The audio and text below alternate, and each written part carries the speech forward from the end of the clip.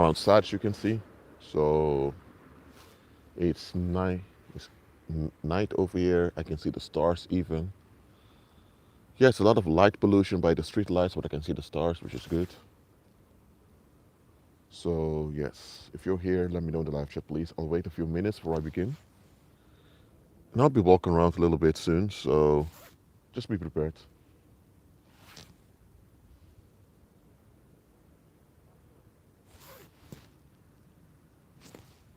Mm-hmm.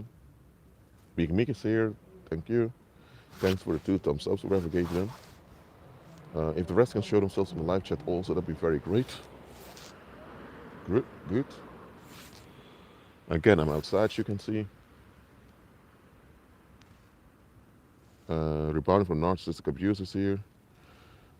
Blessing. Maria Garcia is here. That's good. I have 3 thumbs up right now.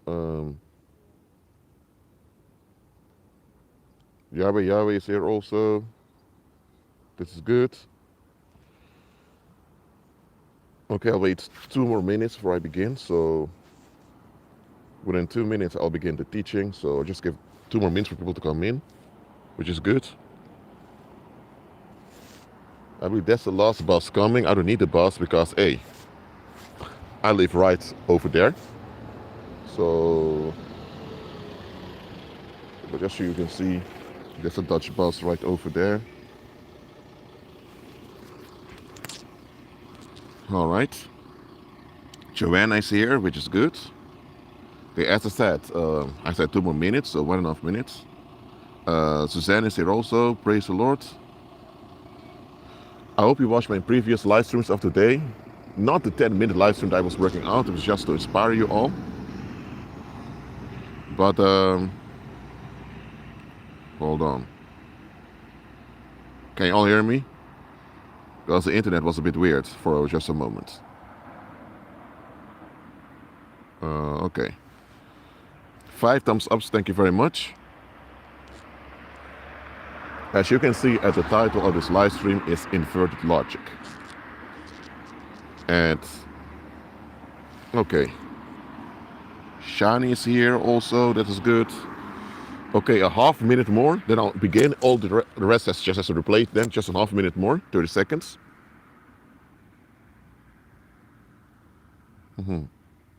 Okay, good to watch the gang stalking videos, Yahweh.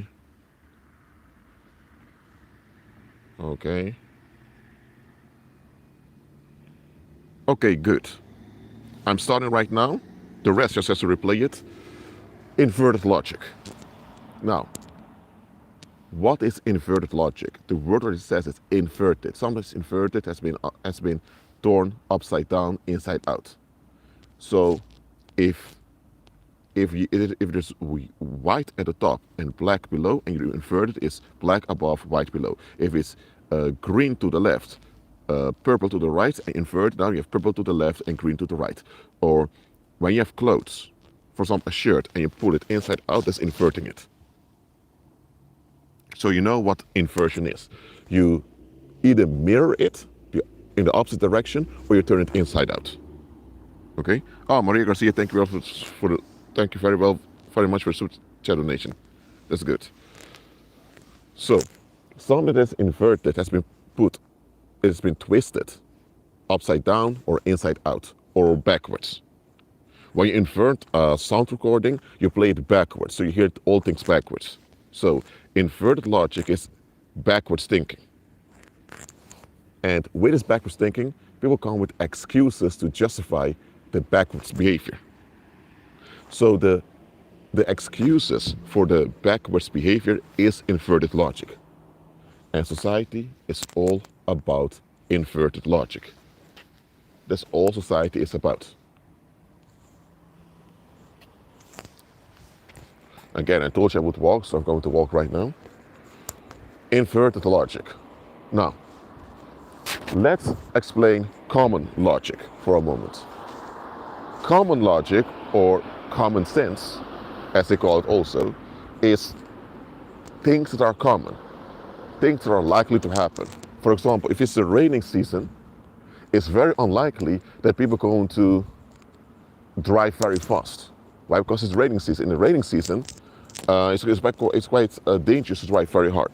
So common sense will tell you, okay, a storm is coming, it's a rainy season, so we're not going to drive very hard. Okay, that's one way of common sense. Natural sense has to do with how things are in reality. So you have common sense and you have natural sense. You get me? And both of them we use in daily life. Too often we call natural sense common sense. We kind of use it interchangeably. But I'm here to tell you, natural sense is you knowing that once you eat something, you will poo it out at some point. That's a natural sense. You don't have to look at what's common, because it's natural, okay? Or that you need fresh air to remain healthy, that's a natural sense. Common sense would be someone out of the blue handing over a lot of money to you with nothing behind it. That would not be common sense. That would be quite weird. So common sense has to do with what's common somewhere. Just because something is uncommon doesn't mean it's automatically a trap. Okay? So if you live in a ghetto where most people are poor, it's very unlikely that someone suddenly has a lot of money to spend. So common sense will tell you this doesn't add up. Now it can be that someone suddenly figured out that they have an inheritance from some ancestor, or it can be that somebody will won the lottery. Now, you can win small. Sometimes you can win at local lotteries. That can be the case. So it's just because something's uncommon doesn't mean it's not true. So natural sense and common sense is what we both use. Natural logic and common logic. Inverted logic, or people don't say inverted sense, they don't say that, but inverted logic goes like this. Something bad happens, total neglect of the community. Instead of people admitting, okay, this shouldn't have happened, it only happened because of our neglect, people say, well, the world is a rough place, or, well, the economy is bad. They come with some type of explanation that's nonsensical, but people agree with the nonsensical explanation. And nonsensical explanation becomes the inverted logic, of that community. For example, there are people saying that if you don't want messed up adults, you should beat your children very well. If you beat your children very well, they'll learn how to be afraid, and when they learn to be afraid, they learn how to behave better. But people are going to say, okay, but if you traumatize a child, how do you think the child's going to end up when they're an adult? So the whole logic of that people that are pro-spanking are using doesn't add up. It really cannot add up at all. It's a nonsensical explanation that goes against reality. But because people don't want to face the fact that so many adults are cowards, they prefer the nonsensical explanation. So the nonsensical explanation becomes the inverted logic. Now, why am I talking about inverted logic over here? It's because all of us, no one excluded, all of us have been shaped by inverted logic to some degree. Some less than others, some had more realistic parents, some had parents were more constructive, that is good. But the thing is, inverted logic is the common logic that, not common, inverted logic is the logic that the crowd endorses. Not because it's true, not because it's real, not because it adds up, but because it enables them to avoid facing issues they want to avoid. So it goes like this. There is neglect in the community. Instead of people facing their own neglect as a community, they come with some bullshit explanation just that they don't have to be held accountable for the neglect. For example, when we were children, we used to ask, why is there poverty? And the natural sense explanation is total neglect of the human species. We neglect our own. That's why there's poverty. That's a natural sense explanation. That can be tested and examined in reality. That's a scientific, realistic explanation of it. But because this is a painful reality to face, that the human species tends to neglect their own, You and you hear people say, well, the people are poor because they don't work enough. If you work, you get money. So, okay, but who makes the money? Isn't the money printed? If the money is printed somewhere, why is it you have to work for something that's printed? And if the money is printed, why don't they just give the money to people who need it? Why is it that you have to work in order to get something that's printed? You get me? So, the explanation, people are poor because they don't work, you're actually blaming the victims for their situation. But by blaming the victim, now you don't have to look at the crowd that you're part of. Because if you have to admit that people are poor because of neglect of our species, then you need to admit that your parents, grandparents, your significant other, all part of the crowd that's part of the neglect. So you go with the nonsensical explanation that people are poor because they are lazy. So blaming the victim becomes something noble to do, so that people don't have to feel guilty, not feel responsible for the neglect that they enact together. That's what it is. So inverted logic is are just the common excuses that people endorse. And all over the world, you have inverted logic. Without inverted logic, the society that you see around you couldn't even exist. Without inverted logic, nobody would get along in this thing called society. Why not? Because look at this. If you're told that people are poor because they're lazy, then it tells you that people can not be poor if they just work hard. So then you think, okay, I need to work hard. So you become invested in working hard. It's only later when you figure, but if you can see clearly, don't minute, working hard doesn't add up, then you realize that most of the people around you are cowards who actually sabotage each other in their misery. If you see this, you will not be motivated to hang out with people anymore. But if you see other people as hardworking, noble people, then you want to be part of the hardworking, noble people. But here's the thing, they're not hardworking, noble people. Some maybe. They're not hardworking, noble people. They're cowards who escape in slavery just so they have to face themselves. So society depends on you having a false image of what's going on. Because the moment you would have a realistic view of what's really happening, all your motivation to be part of the crowd will disappear. You'll be disgusted by the people around you. And let me tell you, most of the sexual relationships out there, most of the enduring sexual relationships or sexual relationships that last for years, like marriage or whatever, most of the sexual relationships only work because people see each other's in-laws and each other as noble people. Because the moment they would see their spouse and their in-laws as what they really are, namely cow which just wants to flee, the sexual activity is not going to be that pleasant anymore. So anytime you awaken to the reality of fallen mankind, you will go through a short-term depression. Because now you realize you've been scammed your whole life. Now you realize that you've been taken advantage of. Now you realize that people were willing to allow bad things to happen to you just to build themselves out. You get very shocked when you realize what's really going on. So that's why a lot of people, when they feel that something doesn't add up, they repress it. Most people repress their intuition so they don't have to deal with the things that don't add up. Some will literally tell you, I don't want to know. Keep your mouth shut. Shut up. I don't want to hear about it. Why? Because the moment they hear about it, they can't unhear it.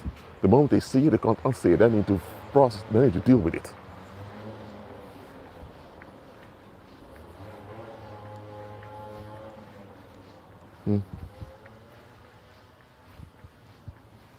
So that is why common people, they love drama. Why do you think they have all those drama series out there?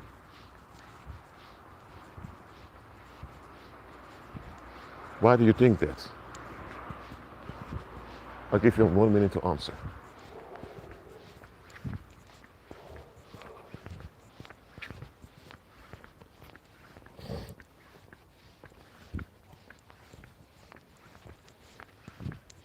I'm almost inside my house, so I will continue life inside. Why do you think? Why do you think the masses love to have drama all over around?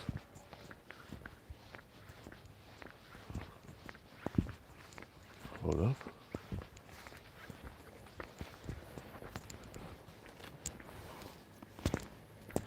Just got my key.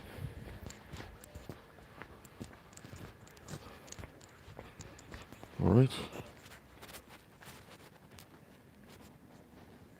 Yes. Hold on. Hold on, I need to open my door.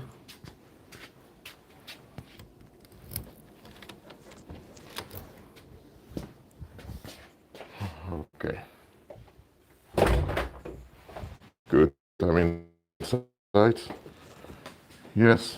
Just like Suzanne said, trauma is definitely father. When there is trauma, people are distracted from seeing that. Hold on a minute. The reason things go wrong is because of us. You get me? When people see, when people have to face that the reason things go wrong is because of them, it's a game changer. People don't want to realize this. Not you individually, but as a group. So, let me take this off, that I can. It's a bit cold outside, but okay. But that's the thing. People don't want to hear the reality that things go wrong because of their neglect. So, having drama unfolding around you is what keeps the masses at ease.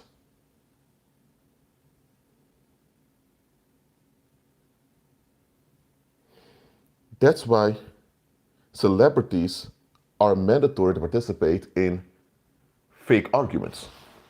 Many of the celebrity beefs out there, they call it beef after meat.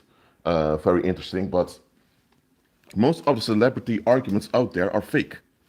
Celebrities are part of a cult in which you have to provide drama for the masses. So you may hear that some celebrity suddenly cheated on his spouse, or some celebrity suddenly divorced, or maybe they make movies, so it's fictional drama. That's why they invented television. Now, mirroring things on a screen is just technology, but the reason they invented television, this system of watching TV, was to fill people's minds with artificial drama. Because when people are filled with artificial drama, they have less space in their head to process what goes on around them. And when they have less space to process what goes around them, they have less space to hold each other accountable. For example, people, this is what I witnessed when I was 12, 13 years old. There were a lot of people, a lot of young men talk about J-Lo's ass, Jennifer Lopez. She's not that active anymore as an artist, but 20 years ago, she used to be, 20 till 15 years ago, she used to be quite active.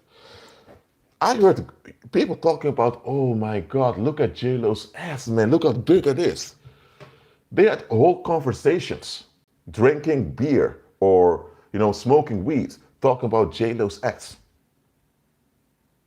And over time, years later, it became Kim Kardashian's ass. And I'm thinking, why are you guys all discussing the ass of this celebrity? Don't your wives and girlfriends have asses too? What's so special about that ass? But later I figured out why that ass was so important. Because if they're so blind, if they're so hypnotized by the ass of J-Lo or Kim Kardashian or whoever, that means that they have an excuse not to look in the mirror and look at other people and realize, guys, what are we doing? Why is crime increasing? Why are there so many fatherless homes? Why are we paying so many taxes but we don't get any benefits back? By them having something to be hypnotized by, they have ease now with one another. Mm-hmm.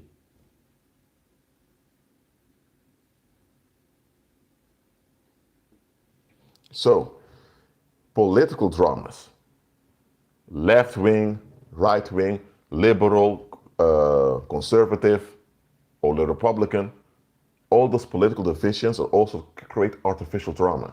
Because at the end of the day, it's not those political parties that decide what's happening, but it's the puppets of the Vatican. It's the puppets of the Vatican that eventually decide what's going to happen, guided by the wizards. That's it. So all this political drama of voting or left wing, right wing, it's just drama to take people's eyes off what's going on. And fallen mankind, they're in on the drama. They're in on it.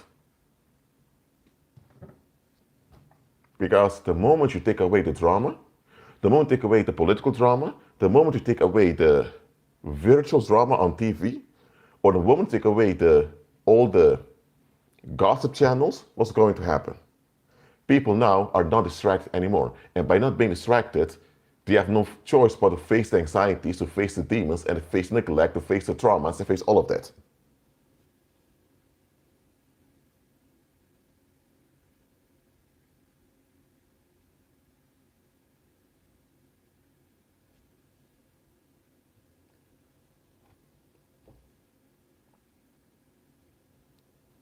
So, they are in on it. So, that is why nothing ever changes. Think about this. Feminism had a first wave in the 1960s, okay? Fighting against inequality towards females, fighting against domestic violence against women. You're the first generation feminists, followed by the second generation. Then the third generation, now you have a fourth generation coming up. A generation is about 20 years. So you mean to tell me no, it's more than four generations actually, but then anyway. You mean to tell me that in decades of feminism, many of the original feminists from the 1960s have passed away. They became grandmas, all of that. You mean to tell me that in generation of feminism, nothing has been solved for so-called plight of women worldwide? Then either feminism is just a scam or it's very ineffective. One of the two.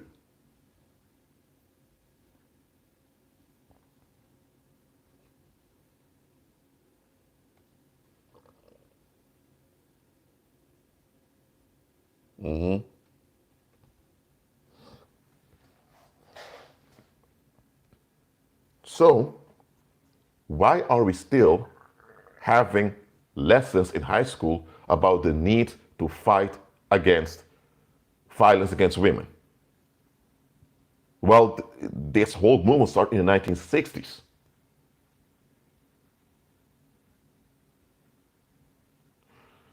And you have a lot of Western women today that grow up and they embrace this ideology of feeling victimized by men. Why? Because if you feel victimized by men, now now as a victim, you're not responsible for what is done to you. So if you act out of defense, nobody can hold you accountable. And now you have a lot of women using this victim narrative of feminism as an excuse to be irresponsible and to escalate. And that's the main reason why they hold on to feminism. Look, if after 3 or 4 years nothing has improved, you must admit this program needs to change. And this program, feminism, has been here for decades and nothing has been solved. If feminism worked in the 1960s, you wouldn't have a new Me Too movement. Why did you have a Me Too movement if feminism was successful in the 1960s?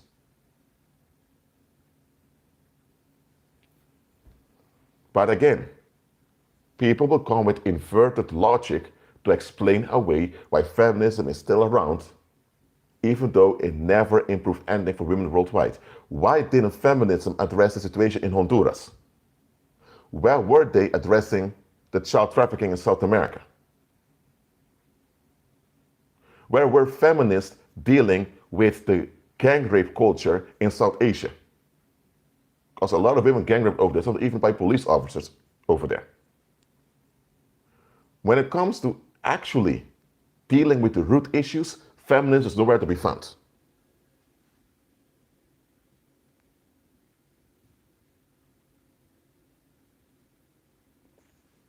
I mean, think about it. If you claim that throughout history women were so victimized by men, why don't you women say, okay, we're going to have babies, we're going to have boys, and those boys are going to be the men of tomorrow. Let's raise our boys better to appreciate females. If feminists would say that, I would say, okay, this is real female empowerment. Because women give birth to the next generations, right? So, but here's the thing. If for generations women were mistreated by men, that means that the women themselves raised men to mistreat them. That's also something you need to admit. So why don't the women say, okay, let's look at what our female ancestors did wrong. Let us do better by raising better men. But no, just blame all the men. But look at this. Are you ladies giving birth to the men? So if you're the ones giving birth to the men, then why didn't you raise the men better?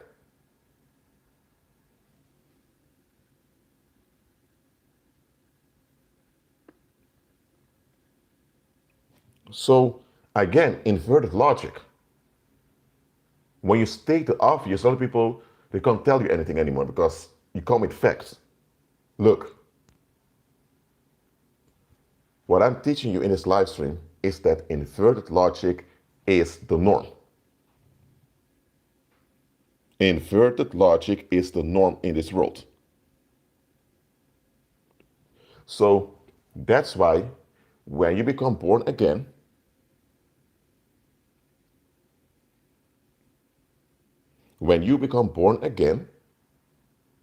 you have to be renewed in your mind. Because much of the inverted logic, you don't even know where is inverted logic. That's why the Heavenly Father will put you in difficulties where all the inverted logic will fail you, so you realize, okay, this was inverted logic, this was nonsense. I need to actually hold on to real knowledge now.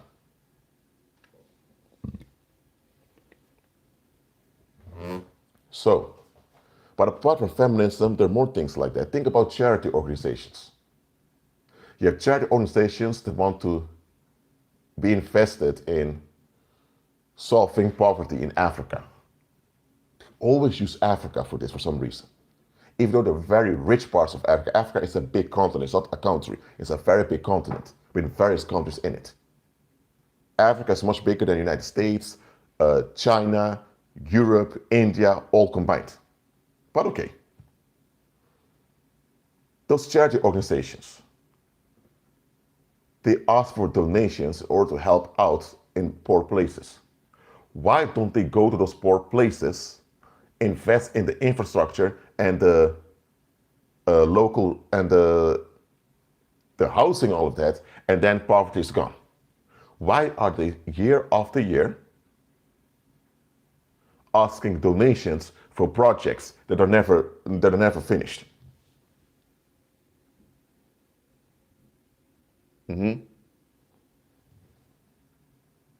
Why?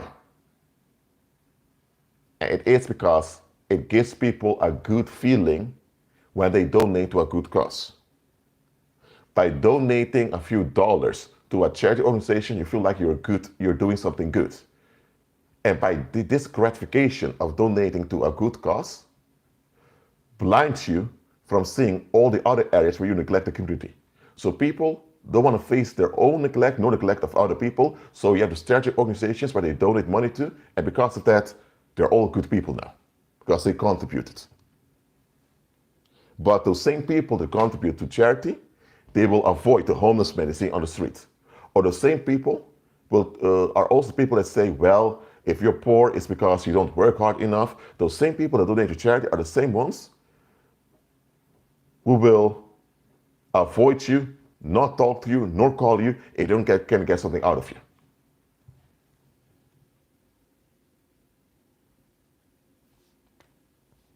Those same people that donate to charity are the same ones that will neglect their own communities, but they want to get a good boost. Hey, I contribute to something good. How are you going to donate to another community in need while you neglect your own. What is that?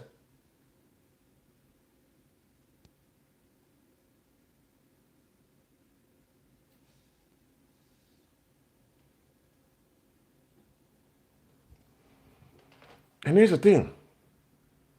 When you do this, investing in another community instead of fixing your own, it's going to breed resentment in your own community. Think about this. How many of you heard about this guy, about this historical figure Shaka Zulu? How many of you heard about him? I'm not going to do a whole history lesson about him, but how many of you heard about Shaka Zulu?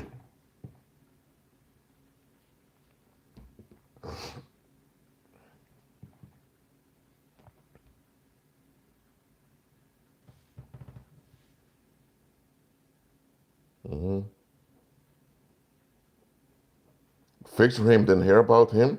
Ismail also didn't. Are any of the older people heard about Shaka Zulu? Someone heard the name? Okay. Let me tell you, they even made a movie about him. Well, Hollywood made a movie, so okay, it's Hollywood, but okay. Shaka Zulu was a prince from a Zulu, a royal family.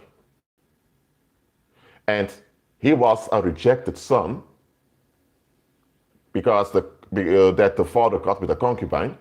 But eventually, at some point, the Zulu nation was in turmoil because you had the white Dutch farmers wanted to push into their area over there. And you also had the British Navy want to come and occupy them. So Shaka took over the throne, and he reigned from 1819 till 1828. And he fought fiercely against the British. And it's because of Shaka Zulu's fierce resistance and his kingship that the Zulu remained autonomous even on when the British finally took over. Now think about it. 1819, okay? In 1815, Napoleon was defeated. 1816, there was a big financial crisis throughout Europe, okay? And remember, the Western world was bankrupted because the Haitian Revolution drained them. So all of that was going on. You had the Spanish Empire that was collapsing right over there. The United States was bankrupt. All of that was going on, and you still had pirates from the Barbary states. You also had those Islamic affiliated pirates that were kidnapping white teenage girls over and over again from Europe as well as North America. All of that was going on. But what did the British Parliament decide? We have to go to the south of Africa. We have to subject the Zulu tribe to bring them civilization. Okay, but if you would go to Birmingham or you would go to Manchester or even in the streets of London, you had 13-year-old girls being prostituted in the streets. You had 10 till 12-year-old boys having to steal bread because of the increasing poverty. And a lot of those boys were eventually executed. Yes, you had children, poor children, receiving the death penalty. So all of this crap is going on in the United Kingdom. But A, we need to send warships. One warship costs a lot of money to build and to maintain. And it also costs a lot of money to pay all those sailors as well as their families. No, we need to build warships and send many warships to the south of Africa. Why? Are there many British people living there?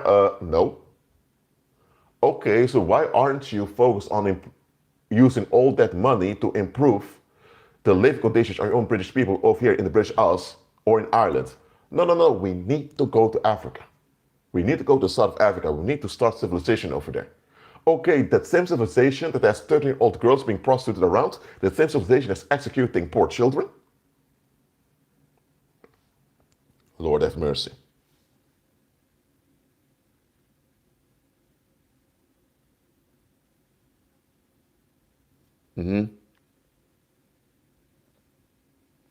Thank you very much, Aaron, for your donation. So they rather escalated the military strength on on the Zulu tribe all the way in Africa than for them to realize, you know what are we doing to one another over here? If they would have sent warships to the Mediterranean to deal with those pirates who were kidnapping their daughters over and over again, I would say that's heroic. They didn't even do that. They avoided the Mediterranean, went all the way to Africa. And by the way, back then you had steamships already, but they still used sail ships often during the Zulu War against the British. So it would take like 2 to 3 months. It would take like 2 to 3 months to sail all the way to the south of Africa. Man, spending all that money, all that time, while just 5 days, on 5 days distance from London, you had people dying of hunger. You had gangs prostituting little girls, exploiting the poor people. That was all going on in your empire, but you want to extend your empire all over the earth. Lord have mercy.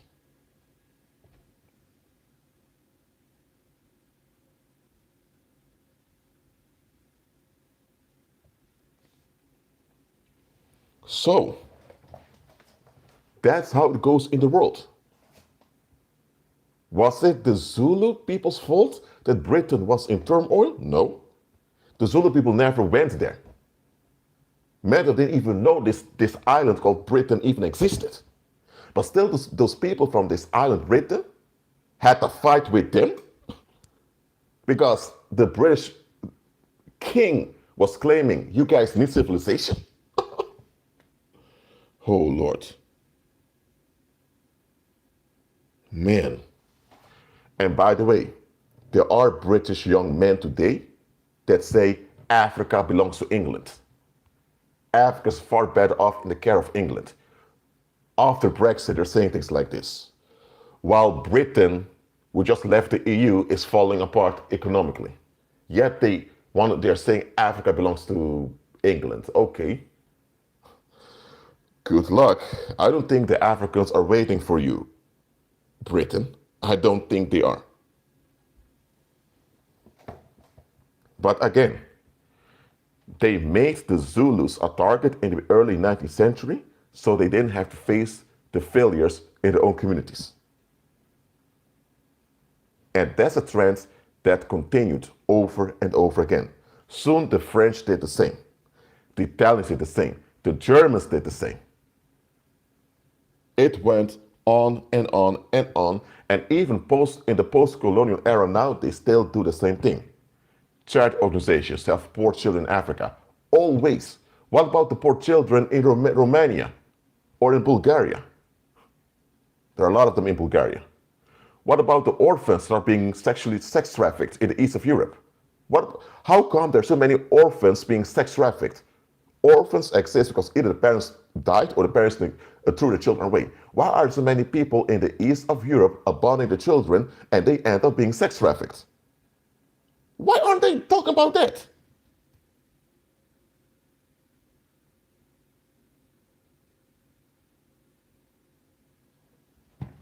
No, they don't talk about the orphans being sex trafficked and beaten in the east of Europe. And those children are white children molested by white predators. They don't talk about that.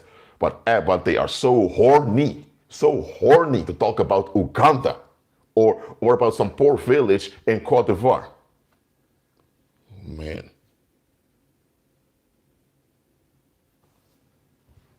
So, do you understand now why I don't take this world seriously anymore?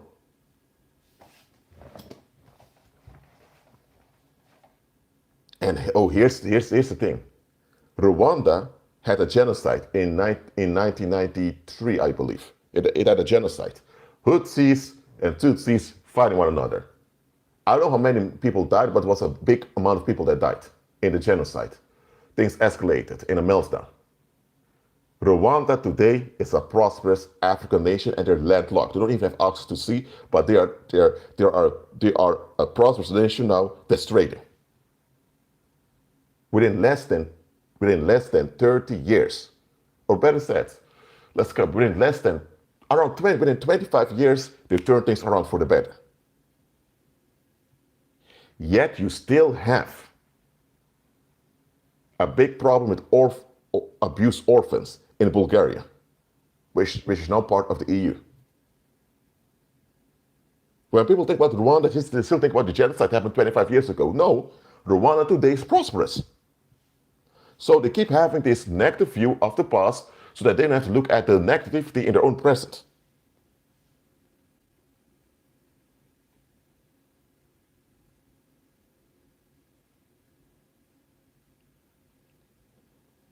And apartheid is a Dutch term. Apartheid is a policy that the Dutch farmers enforced in order to preserve their Dutchness while they were in South Africa. That's why Afrikaans, that language sounds a lot like Dutch.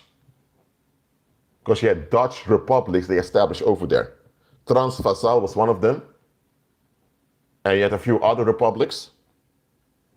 And after the British colonial rule ended, is that we want to maintain our separate status as descendants of Dutch farmers. And they began to exploit the whole of South Africa with its apartheid regime.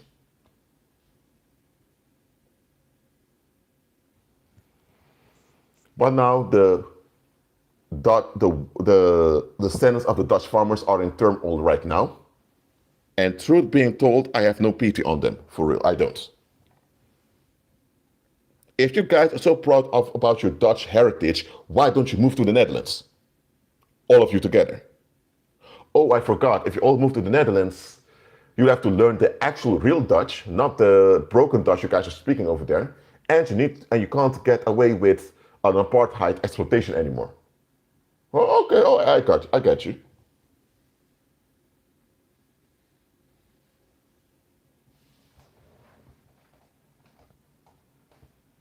But the thing what I'm telling you here, Saints, is that this is the world you live in. People have inverted logic. They have reasons and explanations that you cannot account for. Some people are not even aware they have inverted logic. Does it mean that they're bad people because they have inverted logic? No. It simply means that they are mentally ill. If you have inverted logic and the inverted logic is so deep-rooted that you can't see it, you're mentally ill. As simple as that. You're not a bad human being. You're not a narcissist. You're not evil. You're just mentally ill. Because you can't think properly. And a lot of folks out there, they're just that, mentally ill. And this is worldwide. Amongst Asians, amongst Europeans, amongst Arabs, amongst Amerindians, amongst blacks, it's all over the world.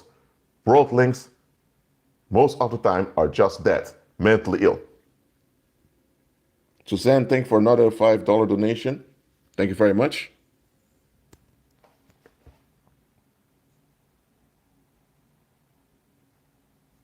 But because the inverted logic is normalized, people think they are all right. They think they're all right because they validate the thinking people expect of them. It's only when they encounter people like us who are renewed in our mind, they're going to begin to realize, hold on a minute. What's wrong with me? Why do I think like that? And now they have an awakening. And awakening is going to be quite painful, quite shocking to them. If you would tell someone to smack their coworker for not paying attention to your feelings, people tell you, I'm a grown man, I'm a grown woman. Why should I smack another grown individual for not considering my feelings the way I want it? Who am I to do that? Oh, okay, but why did your parents who were grown folks do that to you when you were a child? Why did those grown folks escalate on you, a little child, because they were emotionally unstable? Why would it threaten you with physical harm? It could have harmed you for life because they, grown folks, were not emotionally stable. And why are you still talking to them like they're great people while they were threatening you with physical harm while growing up? And they're going to think, hold on, Rashid, you're telling the truth. It really doesn't add up. And now they have an awakening and realize, whoa, my parents are really out of their minds, and the people around me also allowed this to happen. They saw it happening, but they didn't do anything about it. The awakening is painful.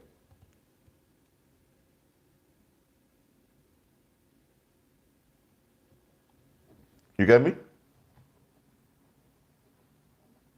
Look, I'm not here to wake up the masses, because most of the masses, just like Suzanne said, the masses are asses. In the sense of they are in on a lot of violence that they allow to happen. So I'm not into waking up the masses. I'm here to educate the believers so they graduate into sainthood.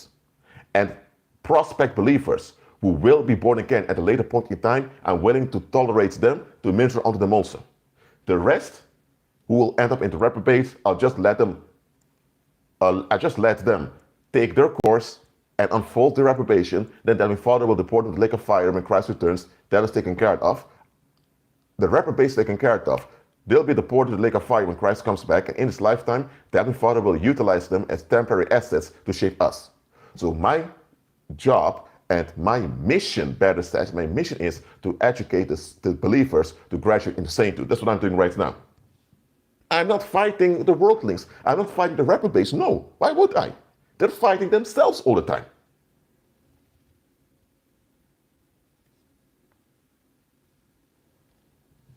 They're fighting themselves most of the time. So why would I be interested in fighting people who are already fighting themselves?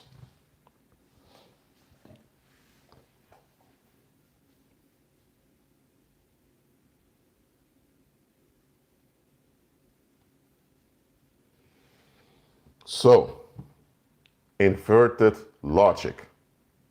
Don't blame yourself if you discover inverted logic with yourself. You were shaped that way by the world. But be glad you recognize inverted logic. Now you can unlearn it and get rid of it. Okay? The difference between the reprobate and the believer is that the believer was a sinner that stopped being, the believer was a sinner that was realistic and realized I need to become better. And I want to become better.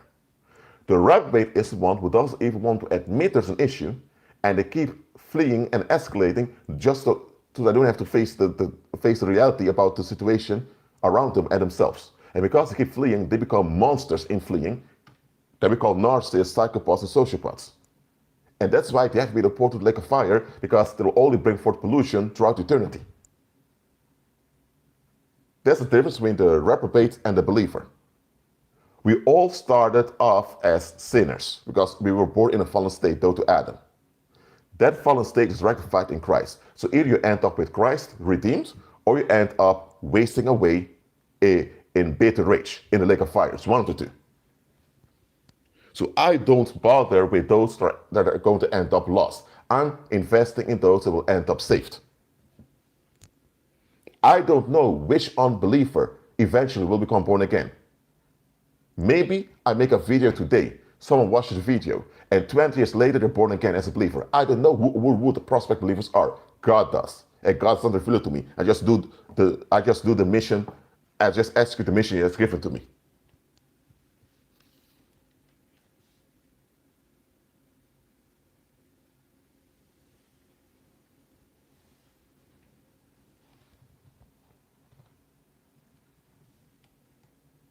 So, if someone has inverted thinking, don't look down on them.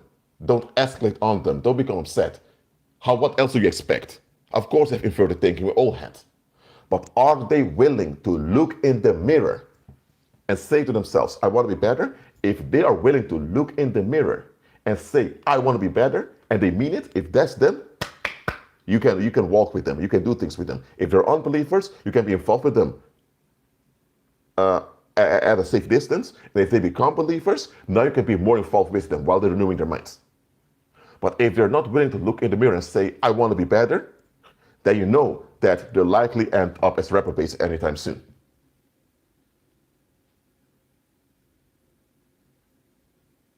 Mm-hmm.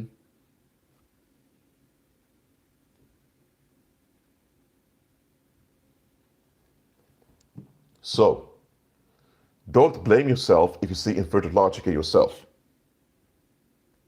Okay? Just face the inverted logic as inverted logic, and once you do that, the impact of inverted logic dissolves from you, and now you can shake it off of you. Before you can lose bad thinking, the bad thinking needs to lose its grip on you. And it loses its grip when you finally see it for what it is. Bad thinking.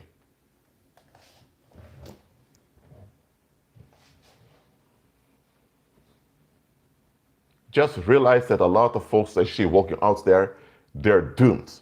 They're not doomed because there is no hope for them. There is hope, but they're doomed because they insist in doom. Yes, you have creepy human beings that insist in doom. You have many of them walking around. They don't look like zombies. They don't go around naked, screaming around, attacking people, but from the inside, they are completely deformed. They cling onto doom. They cling onto death and ruin. Some of them even say, death makes things special. I'm thinking, what? Death makes things special? Okay, if death makes things special, what happens when you die? You're not here anymore, right? You can't do anything. So what's so special about death? Well, because of that, you become afraid, and that's why you hold on to people better. Oh, so you don't value people unless you're about to die? So what if you would live forever, immortal? That means you won't value anyone? Oh my God.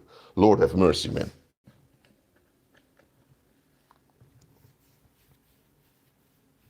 So that's why you cannot be unequally yoked with unbelievers. Because I'm telling you, you'll end up being the victim anytime soon.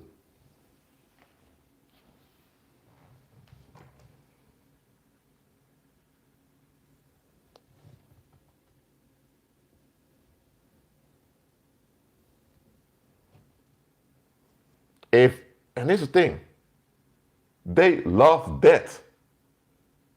It's death that makes them feel important. And I'm thinking, what? No, you're important because you are alive. You're created by the Heavenly Father. No. They don't want to acknowledge the Heavenly Father, but they acknowledge death. They're so centered around, oh, one day I'm going to die. Oh, one day I'm going to die. Oh, so who's important to me? Only people that make me feel better are important to me. Because all the other parts of our species don't matter to me. Me. And they use death as an excuse for this me attitude. Lord. Look, we all were born in a fallen state, though to Adam's fault. It's not your fault, it was Adam's fault. But hey, while being alive, in your teenage years and in your early 20s, you can realize, hey, I'm in a fallen state, the world is, what's the solution? Oh, Christ's solution. Okay, I'm born again now. Oh, I need to be renewed in my mind. Oh, praise the Lord, I'm renewed in my mind. Thank you, Father. So understand this, saints. Many of the people out there, they don't want to hear your good news. They don't. They really don't want to hear your good news. Why? Because good news means there are good things out there. Good things can happen. And the fact that they're exposed to good news means that they need to give up their bitter, resentful way of thinking. And because they have no intention of giving up their bitter, resentful way of thinking, they don't want to be exposed to good news. They only want to be exposed to tragedy and horror, so that's the excuse for them remaining as they are, narcissistic. That's why a lot of people will turn on you. They will fake congratulate you, but behind the scenes they're going to wish harm on you because they want an environment of misery so they don't have to face themselves. That's what's going on. They prefer to suffer in an environment of misery than to face themselves. That's how creepy they've become. And that's why the Heavenly Father will deport them to the lake of fire, where they will have permanent misery haunting them forever.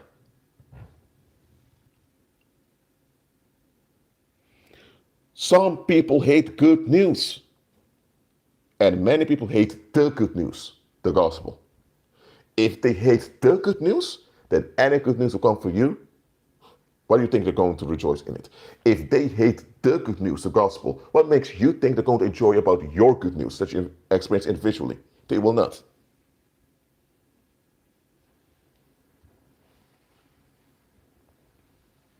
So keep that mouth shut around those that love death. If they love death, keep your mouth shut about the great things that happens in your life. Because they are not participants in life. They cling onto death. So why would those that insist on death benefit from the good things that happen to you in life? If they want to benefit from the good things happening in life, then they must participate in the land of the living. But no, they don't want to participate in land of living. They want to cling on to that. So if they cling on to that, they're not worthy of your good news. So stop casting your pearls before swine. If they cling on to that, then it's not their concern any good things happen to you in life. As simple as that. Because the only thing they will do is trying to sabotage the good things that happens in life just to drag you in their misery. That's the only thing they will do.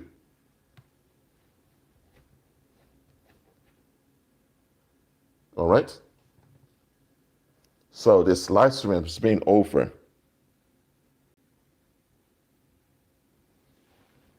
This live has been over an hour. So are there any questions related to this topic? Please ask them. And by the way, Chuba, I want to talk to you very briefly. I don't want to take much of your time. I want to talk to you briefly of this live stream. To reflect on some stuff, but okay. The rest of you that's here, are there any questions related to this topic?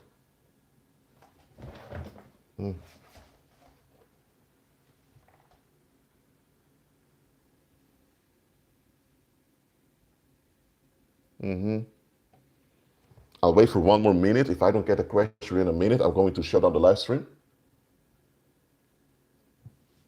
Just remember, shut your mouth around those that love death. Learn to do that. Shut your mouth. Shut up around people who love death, because they are not worthy of your good news. The good things that will come out of your mouth, they're not worthy of it. So keep your mouth shut around them. Let them cling onto their ruin.